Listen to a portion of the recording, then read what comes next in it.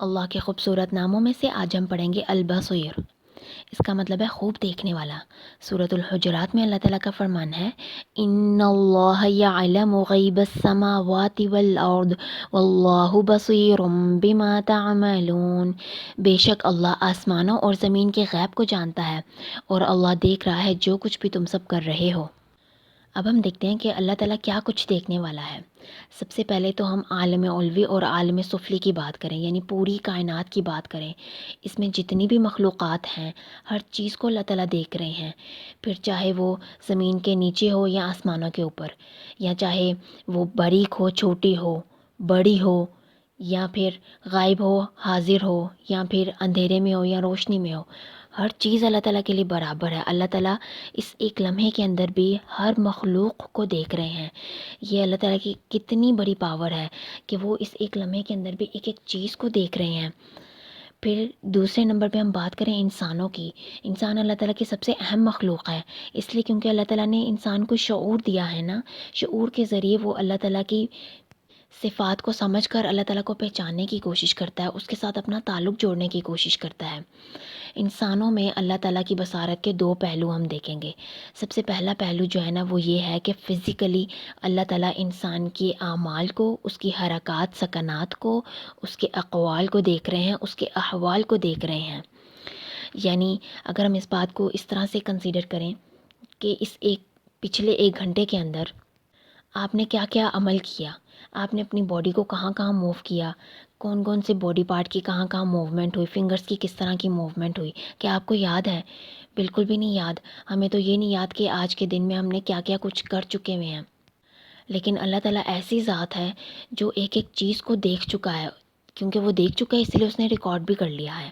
جیسے کہ کیمرے کی اگر ہم بات کریں، کیمرے میں ہر چیز ریکارڈ ہو جاتی ہے، اور کیمرے کے سامنے ہم کس طرح ہوتے ہیں، ہم کتنا الرٹ ہو جاتے ہیں، کانشیس ہوتے ہیں، اپنی ایک ایک موومنٹ پہ اتنا کانشیس ہو جاتے ہیں۔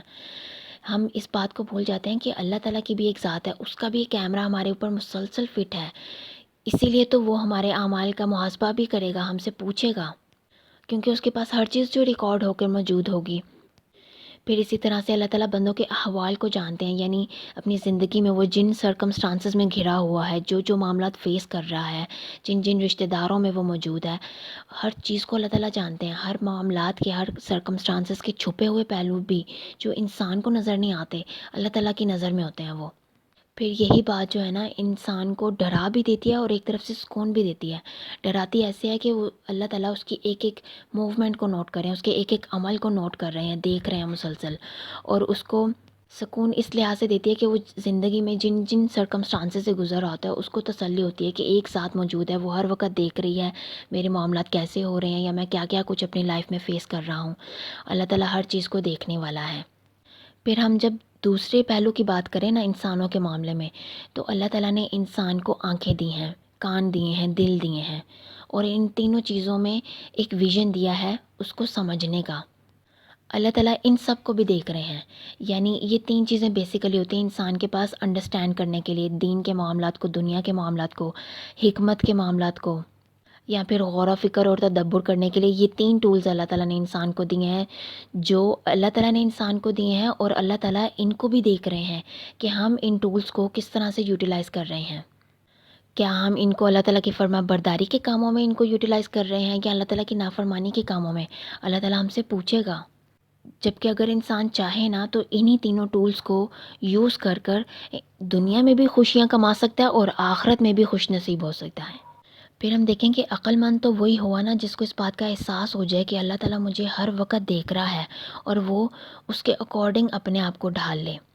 یعنی جو حقیقی مومن ہوتا ہے نا، جب وہ اللہ تعالیٰ کو پہچان لیتا ہے نا کہ اللہ تعالیٰ مجھے مسلسل دیکھ رہا ہے، تو اس کی نافرمانی کے کاموں سے بھی بچے گا، اس کے لیے اپنے عمل اور عبادت کو بھی اچھا کر لے گا، خالص کر لے گا ہر عمل کو، اور ہر طرح کی خوبصورتی بھی اسی کے لیے اڈاپٹ کرے گا، یہ سوچ کر کہ وہ مجھے ہر وقت دیکھ رہا ہے۔